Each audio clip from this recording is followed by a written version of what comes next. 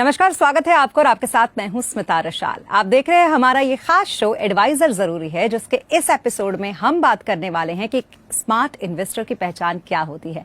क्या स्ट्रैटेजी से इन्वेस्टमेंट करना स्मार्ट इन्वेस्टर की पहचान होती है या फिर ये सिर्फ एक खेल है? इसको हम जानेंगे। हमारे साथ इस वक्त एक खास मेहमान हैं, उनसे आलोक आर्या। तो आलोक आर्या की पहचान आपको करा दे, चीफ मार्केटिंग ऑफिसर एट इक्विंटिस, एक सीजन्ड मार्केट सेक्टर का उनके पास 15 साल का एक्सपीरियंस है across India and international also, जहां पर उन्होंने लीड किया है firms like Google Canada, Piramal, IIFL। तो आइए अब सीधे आपको मिलवाते हैं आलोक से। आलोक, अपने बारे में कुछ बताएं हमें। Well, thank you Smita for having me. And मैं बहुत सौभाग्यशाली रहा हूं कि I worked across categories from real estate to retail, तो रोटी कपड़ा मकान, और अब लोगों के सपने पूरे करने के लिए हम इक्विंटिस में एक साथ कोशिश कर रहे हैं कि कैसे वेल्थ को डेमोक्रेटाइज करें एंड पार्टिसिपेशन बढ़ा पाएं स्टॉक मार्केट में। बिल्कुल। अब सबसे अच्छी बात ये हो जाती है ना आपके साथ, जिसके पास अक्रॉस द इंटरनेशनल एक्सपोजर हो अक्रॉस द इंडिया, वो हर तरीके के इन्वेस्टर्स को समझता है। अब अगर मैं आपसे ये पूछूं कि इन्वेस्टिंग का जो पैटर्न होता है, क्योंकि ग्रीड एंड फेयर तो सबको पता है, लोगों को लगता है कि कैसे हम इससे बचे, लेकिन फिर भी कोई इससे बच नहीं पाता है। एक स्मार्ट प्लानिंग क्या होती है इन्वेस्टिंग की, और वो किस पे बेस होती है, डिसीजन कैसे लेना होता है? देखिए, आपने सवाल बहुत अच्छा पूछा है, क्योंकि फियर और ग्रीड, डर और लालच, ये दो भावनाएं हैं जिनसे एक इन्वेस्टर को हमेशा हमेशा बच के रहना है। आप कोई भी बिजनेस देखेंगे तो फियर, ग्रीड, उसके साथ एक तीसरी भावना और जुड़ती है जिसको हम अभिमान या वैनिटी बोलते हैं, जिसमें हमें ये जताया जाता है या हमें ये फील कराया जाता है कि वी आर डूइंग बेटर, चाहे वो गाड़ियां हो, चाहे वो शॉपिंग हो। Same is with the stock market. Any decision जो आप लेते हैं with your emotions in it, तो अगर आप भावनात्मक होकर कोई डिसीजन लेंगे तो वहां पे गलती होने के चांस बहुत ज्यादा हैं। मोस्टली जो वेल्थ लॉस्ट होती है शेयर बाजार में, वो मैं आपको बताना चाहूंगा स्मिता जी, वो बुल मार्केट में होती है, वो तेजी के बाजार में होती है। जब क्रैश होता है तब मार्केट में लॉस नहीं होता है। वो क्यों होता है? क्योंकि लोग इमोशनल हो जाते हैं, लोगों को फोमो हो जाता है, लोग नाम के बेस पे स्टॉक खरीदना शुरू कर देते हैं, ओवर डाइवर्सिफिकेशन करते हैं, हॉट टिप्स के पीछे भागते हैं। इस केस में जब हम भावनात्मक होकर कोई भी डिसीजन लेंगे, जैसे कि मैंने बोला, वहां हम गलत ही नहीं, अपने पूरे फाइनेंशियल फ्यूचर को डिरेल कर सकते हैं। इसलिए हमें 3 चीजों का बहुत ध्यान रखना है। पहली बात, वी शुड बी क्लियर कि हमारा गोल क्या है। अगर आप शॉर्ट टर्म इन्वेस्टर हैं तो आपका गोल 3 से 5 साल का होना चाहिए। लॉन्ग टर्म इन्वेस्टर हैं तो कुछ भी 10 से 20 साल का आप गोल लेके चलिए। ये आपको बताएगा कि आपकी गोल बेस्ड इन्वेस्टिंग कैसे हो। सेकेंड बात है कंसिस्टेंसी की। आपको कंसिस्टेंटली मार्केट में इन्वेस्ट करना है। ये एक साइक्लिकल मार्केट है, मार्केट उतार चढ़ाव सब होगा, लेकिन अगर आप कंसिस्टेंटली अपनी इन्वेस्टमेंट्स को गाइड कर रहे हैं तो then you can, there is a very less chance that you will falter. And last, आपको पेशेंटली, क्लैरिटी और कंसिस्टेंसी से इन्वेस्ट करने के बाद कंपाउंडिंग के लिए वेट करना है। वॉरेन बफे भी यही बोलते थे, झुनझुनवाला जी भी यही बोलते थे। आई थिंक हम लोग भावनात्मक होकर जो डिसीजन लेते हैं वहां गलती खाते हैं, और फिर हम कंक्लूड करते हैं कि ये मार्केट तो सट्टा बाजार है। Exactly, ऐसा बिल्कुल आपने कहा कि टाइमिंग बहुत बड़ा फैक्टर है, शायद उसको हम कई बार पेशेंस ना होने की वजह से भूल जाते हैं। देखिए मैडम, मार्केट को कोई टाइम नहीं कर सकता है। अगर आप बोले कि आज बाजार ऊपर है, क्या मैं खरीद लूं? बिल्कुल आप खरीद सकते हैं, क्योंकि कल बाजार नीचे भी होगा।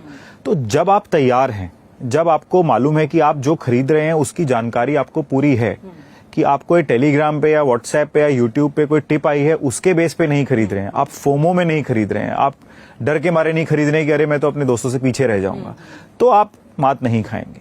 टाइमिंग आप मार्केट को मत कीजिए। आप मार्केट को टाइम करने की कोशिश करेंगे, बहुत चांस है कि आप फॉल्टर कर सकते हैं।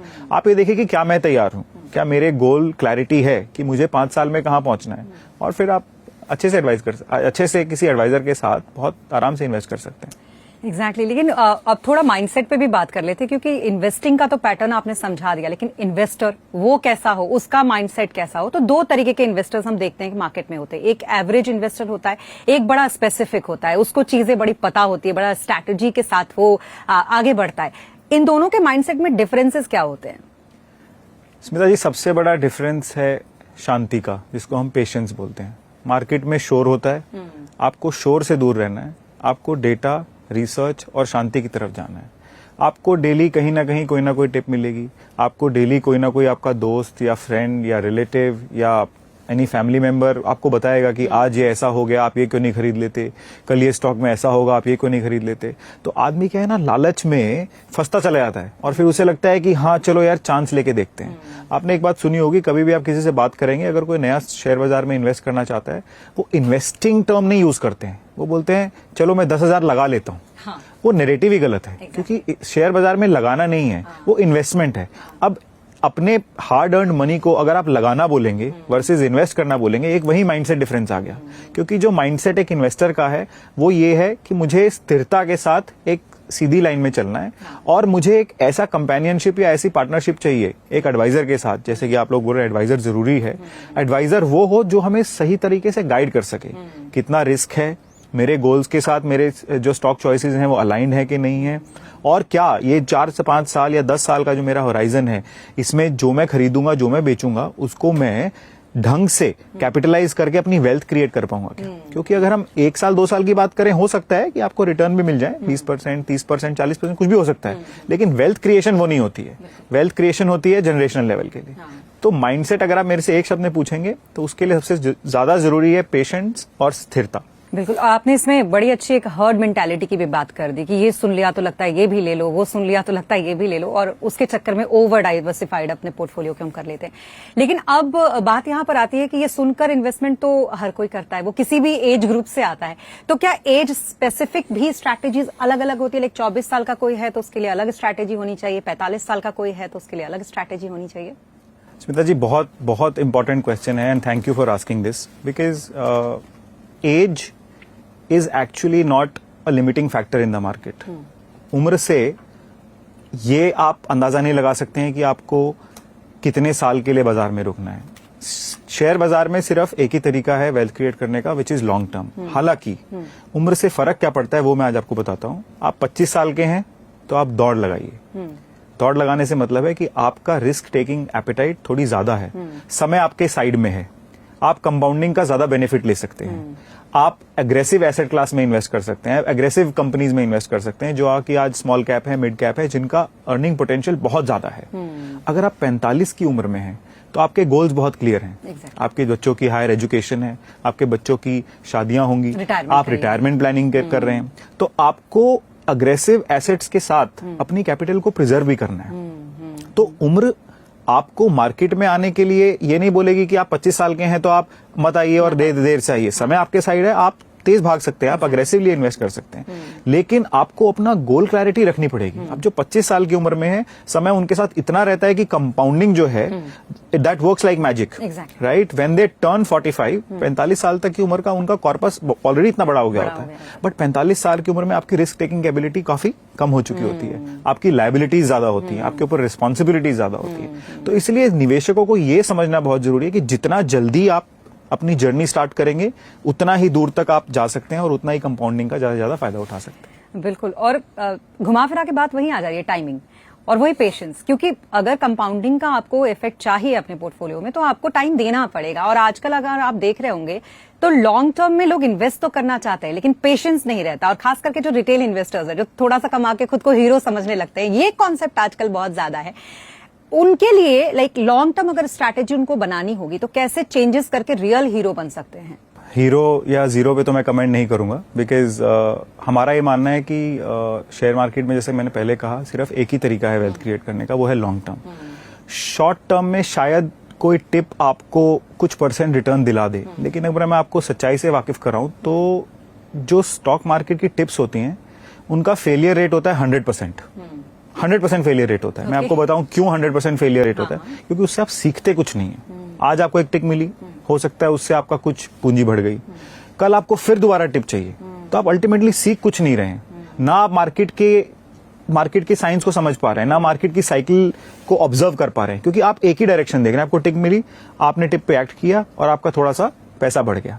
तो कहने का मतलब है कि अगर आप टिप्स पे जाएंगे या फिर रैंडम एडवाइस पे जाएंगे या फिर भावनाओं के वेग में जाके इन्वेस्ट करेंगे तो नुकसान होना आपका निश्चित है।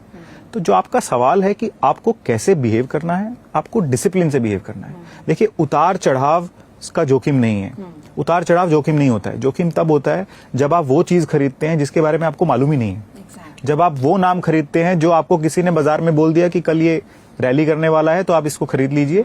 और आजकल तो सेबी इतना एक्टिव है, सेबी के इतने अच्छे इनिशिएटिव्स हैं अक्रॉस, मैं देखता हूँ टीवी पे, आपके चैनल पे भी, रेडियो पे, न्यूज़पेपर में, इनफैक्ट जितनी भी ब्रोकरेज ऐप्स हैं, आप जैसे ही लॉग इन करते हैं सबसे पहले सेबी का डिस्क्लेमर आता है कि you have to be very careful, market has risks. अब वो क्यों है? वो सेंसिटाइजेशन के लिए है। तो अगर आप डिसिप्लिन्ड वे में इसको अप्रोच करें और बहुत ही एक शांत स्वभाव से इन्फॉर्म्ड इन्वेस्टर बने, इनफैक्ट सेबी का ये कैंपेन है कि आप इन्फॉर्म्ड इन्वेस्टर बनिए, रैंडम टिप्स पे मत जाइए।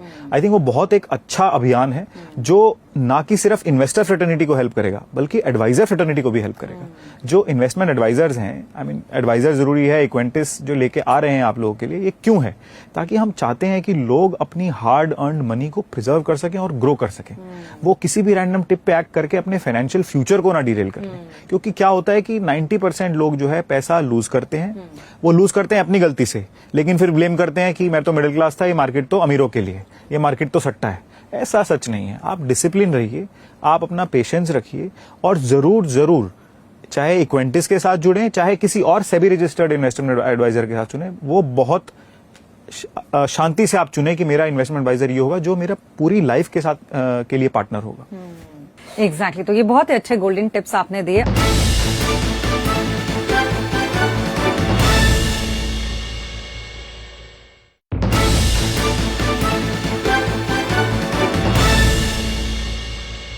हम चाहेंगे कि जी बिजनेस के दर्शकों के लिए कुछ ऐसे 3 इंपॉर्टेंट हैबिट्स आप रेकमेंड करें जो उनको जरूर अपनानी चाहिए अपने इन्वेस्टिंग के पैटर्न में।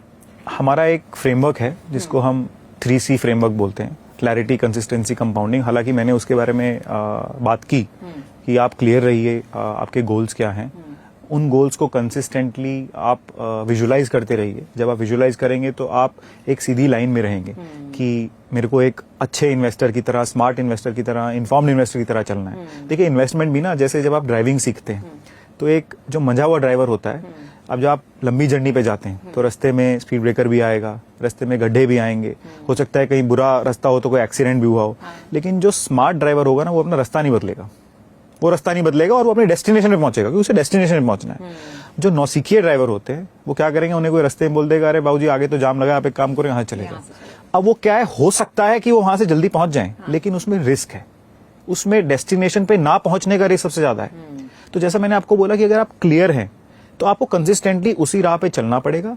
ये जो स्पीड ब्रेकर्स बोल लीजिए, तो ड्राइविंग का पैटर्न चेंज करना पड़ेगा। ड्राइविंग का पैटर्न की बजाय अगर आप ये ध्यान रखें कि नहीं, मेरी डेस्टिनेशन क्लियर है, आप क्लियर हैं कि मेरे को पॉइंट ए से पॉइंट बी पे पहुंचना है। अब वो पॉइंट बी पे पहुंचने का आपको मालूम है कि सीधा रास्ता तो यही है, आपके मन में आप जानते हैं कि रास्ता ठीक नहीं है, लेकिन फिर भी आप वो लेते हैं। क्यों लेते हैं? लालच की वजह से लेते हैं। क्यों लेते हैं? आपको लगता है कोई मेरे से जल्दी पहुंच जाए, इसीलिए लेते हैं ना। लेकिन आपके मन में आपको मालूम होता है कि ये रास्ता सही है। आप यकीन नहीं करेंगे, हमने कुछ साल पहले एक रिसर्च की थी ऑल ओवर इंडिया, जिसमें हमने बहुत सारे इन्वेस्टर से बात की। उसमें जो सबसे बड़ा रीजन निकल के आया कि लोग स्टॉक मार्केट में जब इन्वेस्ट करते हैं तो इतनी कम प्रोपोर्शन क्यों इन्वेस्ट कर रही है इंडिया की, उसमें सबसे बड़ा रीजन था कि लोगों को डर लगता है अपना पैसा, पूंजी गंवाने का। सबसे बड़ा रीजन था। अब उनको डर क्यों लगता है? क्योंकि ब्रोकरेज अकाउंट खुल गए, डीमैट अकाउंट खुल गए, सब ब्रोकर्स उनको बोलते हैं आज ये खरीद लीजिए, कल ये खरीद लीजिए, व्हाट्सएप पे कोई और बोलता है, इंस्टाग्राम पे इन्फ्लुएंसर बोलता है, तो बेचारे कंफ्यूज्ड है, उनको मालूम ही नहीं है करना क्या है। वो चाहते हैं कि कोई हमें गाइड करे, कोई हमें हेल्प करे, हम भी राकेश झुनझुनवाला की तरह अच्छे स्टॉक्स ढूंढ पाए, लेकिन उसके लिए आपको साइंटिफिक वे में चलना पड़ेगा, उसके लिए आपको सीधी लाइन में चलना पड़ेगा। उसके लिए आप सोचें कि नहीं मैं टिप लेके राइट से निकल जाऊं तो आप फंसेंगे। तो ये हमारा जो क्लैरिटी, कंसिस्टेंसी, कंपाउंडिंग का जो फ्रेमवर्क है, आई थिंक किसी टिप की जरूरत नहीं है, बहुत सिंपल है, आप इससे जुड़े रहिए। साथ में आपको 3-4 चीजों का ध्यान जरूर रखना है, वो मैं जरूर आपसे शेयर करना चाहूंगा कि शेयर बाजार में आप पूंजी जो लगाएं अपनी खुद की लगाएं। कई बार अगेन लालच में आके लोग सोचते हैं कि मैं ब्याज पे बाजार से पैसा ले लूं या उधार ले लूं या लोन लेके इन्वेस्ट कर लूं, वो कभी ना करें, नंबर 1। नंबर 2, आप मार्केट को टाइम करने की कोशिश मत कीजिए। There is no day to start your investment which is as good as today, right? अगर आपको शुरुआत करनी है तो आप आज करिए, बेधड़क कीजिए, लेकिन कंसिस्टेंट रहिए। मार्केट को टाइम करने की कोशिश मत कीजिए। 3rd, ओवर डाइवर्सिफिकेशन से बचिए। सारे बाजार का भार हमें अपने पोर्टफोलियो में नहीं उठाना है। हमारे को 100 नाम नहीं चाहिए, हमारे को किसी स्मार्ट इन्वेस्टर के साथ जुड़ के हमारे को एक अच्छा 20 से 25 स्टॉक का पोर्टफोलियो मिले जो हमारे मार्केट इंडेक्स का जो परफॉर्मेंस है उसको कंसिस्टेंटली बीट करे, तो हमारी वेल्थ क्रिएशन निश्चित है और आराम से चैन की नींद हम सो सकते हैं। स्टॉक मार्केट में वो इन्वेस्टर्स आगे बढ़ते हैं जो रोज जाके चैन की नींद सो सकते हैं। अगर आप फ्यूचर करेंगे, ऑप्शन करेंगे, लालच जो है ना वो रणनीति नहीं है, लालच कोई स्ट्रैटेजी नहीं है। हालांकि बुल जब शेयर मार्केट जब ऊपर चढ़ती है तो हमें लालच जो है वो स्ट्रैटेजी लगने लगता है, वो स्ट्रैटेजी होता नहीं है, वो सिर्फ हमारी भावनाएं हैं। तो ओवर डाइवर्सिफिकेशन हम तब करते हैं जब हमें पता ही नहीं हम क्या खरीद रहे हैं, सोचते हैं ये भी खरीद ले, ये भी खरीद ले, ये भी ऊपर जा रहा है, वो भी ऊपर जा रहा है। लास्टली जब आप ओवर डाइवर्सिफिकेशन नहीं कर रहे, आपको अपनी जो पूंजी है उसको एलोकेशन भी बहुत साइंटिफिकली करना है कि अगर आपके पास समझो 1 लाख रुपया है आज इन्वेस्ट करने के लिए या 5 लाख रुपया है आज इन्वेस्ट करने के लिए, वो 5 लाख रुपए आप 2 या 4 नाम में भी नहीं डाल सकते हैं क्योंकि वो फिर आपका रिस्क बढ़ जाएगा। इसीलिए आपको एक एडवाइजर की जरूरत है जो आपको ये बता सके कि आपकी परसेंटेज एलोकेशन क्या होनी चाहिए। जैसे कि मैंने बोला चैन की नींद सोना सबको जरूरी है, तो अगर आपकी परसेंटेज एलोकेशन ठीक है, ओवर डाइवर्सिफिकेशन नहीं है, पूंजी आपकी खुद की है, तो आप बहुत चैन की नींद सो सकते हैं। 10 से 15 साल का होराइजन रखिए, एक अच्छे इन्वेस्टमेंट एडवाइजर के साथ जुड़िए और जुड़े रहिए, लंबे समय तक जुड़े रहिए और अपनी वेल्थ क्रिएट कीजिए और अपना काम करते रहिए। बिल्कुल, ये तो आपने बहुत अच्छी बातें बताई। अब एक आखिरी सवाल ये होगा मेरी तरफ से आपको कि यूजुअली कौन सी गलतियां लोग सबसे ज्यादा करते हुए आपको देखते हैं? पहला जो मैंने एक देखा, जो हमने आपका पहला सवाल था, उसको गलती नहीं बोलेंगे, अब वो एक बहुत ही ह्यूमन थिंग है कि हम लालच में आ जाते हैं या भावनात्मक हो जाते हैं। तो जो स्मार्ट इन्वेस्टर है, स्मार्ट मीनिंग थोड़ा सा इन्फॉर्म्ड है, जिनको मालूम है कि ये सब साइकिल्स हैं। अगर आप देखेंगे कि उतार चढ़ाव मार्केट में चलता रहेगा। 15 साल की हिस्ट्री उठा के देखिए, अभी हमने बीएसई को 150 साल हुए, तब हमने एक बहुत अच्छी रिपोर्ट भी शेयर की थी हमारे इन्वेस्टर्स के साथ, जिसमें हमने ये बताया कि पिछले 15 साल की अगर आप एवरेज उठा के देखेंगे तो ऑन एन एवरेज अगर निफ्टी बढ़ा है 3 साल तो 1-2 साल ऊपर नीचे भी होता है, लेकिन उसका कंसिस्टेंट परफॉर्मेंस है। चाहे आप उसको गोल्ड से कंपेयर कर लीजिए, चाहे आप उसको रियल एस्टेट से कंपेयर कर लीजिए या फिर किसी भी एसेट क्लास से कंपेयर कर लीजिए, तो Nifty has out perform these assets in most of the scenarios. तो अगर आप 15 साल का हिस्टोरिकल डेटा के साथ चलेंगे तो आपको जो ये यूट्यूब का शोर है, इंस्टाग्राम का शोर है और टिप्स का शोर है, वो सुनना हो जाएगा कम और आप देखेंगे डेटा को ज्यादा, क्योंकि मैथ्स है, सिंपल गणित है कि कोई भी एसेट क्लास अगर आपको कंसिस्टेंटली रिजल्ट चाहिए किसी से, तो आपको उसमें कंसिस्टेंटली आपको अपना इन्वेस्टमेंट जो है बना के भी रखनी है। आप ऐसा नहीं कर सकते कि आज खरीद लूं कल बेच दूं। आप जब घर खरीदते हैं, आप थोड़ी ना जाके रोज प्रॉपर्टी डीलर से पूछते हैं कि आज मैंने 2 करोड़ का बॉम्बे में फ्लैट ले लिया, कल कितने का हो गया? पूछते हैं आप? नहीं पूछते। आपने एक बार घर ले लिया, हाँ 20 साल बाद जरूर बोलते हैं कि देखो मैंने 2 करोड़ रुपए की प्रॉपर्टी ली थी, आज वो जितने मर्जी की भी होगी। तो यही एक तो ये मानसिकता जो बदलनी है, सबसे ज्यादा जरूरी बदलनी है कि शेयर मार्केट में पैसा लगाना नहीं है, इन्वेस्ट करना है। शेयर मार्केट में हमें पैसा मांग के कहीं से नहीं लगाना, लोन पे लेके नहीं लगाना है और अपनी भावनाओं को हमेशा अपने कंट्रोल में रखना है। हमारी चाबी हमारे पास होनी चाहिए, किसी इंस्टाग्राम इन्फ्लुएंसर के पास नहीं कि उसने चाबी घुमाई और हमने कोई और स्टॉक खरीद लिया। एग्जैक्टली। चलिए, बहुत अच्छे गोल्डन टिप्स आपने दिया। अब रैपिड फायर हो जाए छोटा सा। तो चलिए शुरुआत करते हैं रैपिड फायर की। सबसे पहले ये बताइए कि इक्विटी इन्वेस्टिंग लक होता है या research? 100% research. Okay. And trading या इन्वेस्टिंग, लॉन्ग टर्म वेल्थ के लिए आप किस पर भरोसा करेंगे? Madam, like I said, there is only one way to create long-term wealth in the stock market, which is investments. Long-term, long-term, long-term. Short-term में आप wealth नहीं create कर सकते, चाहे वो राकेश झुनझुनवाला जी की बात सुन लीजिए या वॉरेन बफे की बात सुन लीजिए। ये एक प्रिंसिपल है, हम बस उस प्रिंसिपल से भटक जाते हैं अपनी भावनाओं के वेग में आके। ओके। यंग इन्वेस्टर्स के लिए biggest advantage? Time is on your side. And seasoned investors के लिए सबसे बड़ी गलती, एडवाइजर उनके लिए? किसी अच्छे एडवाइजर के साथ ना जुड़ना और खुद मार्केट को टाइम करने की कोशिश करना। एंड एक बुक या रिसोर्स जो हर इन्वेस्टर को जरूर पढ़ना चाहिए या उनको उसके बारे में पता होना चाहिए? एक बहुत छोटी सी बुक है, एज अ मैन थिंकेथ। इसका सारांश ये है कि एक हमारे कंट्रोल में सिर्फ रिएक्शंस होती हैं, जो हम रिस्पॉन्स देते हैं किसी भी स्टिमुलस को। बाकी दुनिया में जितनी चीजें हो रही हैं वो हमारे कंट्रोल में नहीं है। ऐसा ही शेयर बाजार में भी है कि जो भी हमारे आसपास मार्केट में हो रहा है, कोई ऊपर जा रही है कोई नीचे आ रही है, वो हमारे कंट्रोल में नहीं है। हमारे कंट्रोल में हमारा रिस्पॉन्स है। तो अगर हम उस डर से कोई गलत डिसीजन लेंगे तो उससे हमारी फाइनेंशियल हेल्थ पे बहुत ज्यादा फर्क पड़ेगा। और मेरा ये मानना है कि फाइनेंशियल हेल्थ पे अगर फर्क पड़ रहा है तो वो आपकी फिजिकल हेल्थ पे जुड़ना जरूर शुरू होगा। Even let mister Rakesh Jhunjhunwala in his last days gave the most valuable advice. I think he was the first one to commit that the only one thing that I ignored was my health. I think that was a multi-billion dollar investment advice. सबसे ज्यादा valuable थी क्योंकि आप समझिए कि आप daily short term के pressure में आप समझेंगे कि 9 बजे मेरे को टीवी खोल के बैठना है या लैपटॉप खोल के बैठना है और मार्केट को ट्रैक करना है और टाइम करने की कोशिश करनी है। उसमें से ज्यादा नहीं बोलूंगा, 90% लोग तो अपनी पूंजी गवाते ही। अब वो जो 10% कमाते हैं उनको देख के हमें लगता है कि हम भी वो 10% बनने की कोशिश करते हैं, लेकिन ऐसा नहीं होता है। तो वो जो प्रेशर है, हमें उतना स्ट्रेस लेने की शायद आवश्यकता नहीं है। वो नैरेटिव अगर ये हम एडवाइजर्स जो हैं जब साथ में आ जाएंगे, और एडवाइजर जरूरी है कि जो अभियान हमने चलाया है अगर ये भगवान ने चाहा तो बहुत आगे जाएगा, तो वो जो शांति है इन्वेस्टर के दिमाग में वो हम ला पाएंगे और उन्हें समझा पाएंगे कि स्ट्रेस की जरूरत नहीं है। आपका लॉन्ग टर्म वेल्थ, आपकी वेल्थ प्रिजर्वेशन, वो सब आप हमारे पे छोड़िए। आप चैन की नींद सोइए, पेशेंस से सोइए और क्लैरिटी रखिए कि आपको कहां पहुंचना है। बाकी आप अपने एडवाइजर पे छोड़िए और मार्केट आपको जरूर रिवॉर्ड करेगा।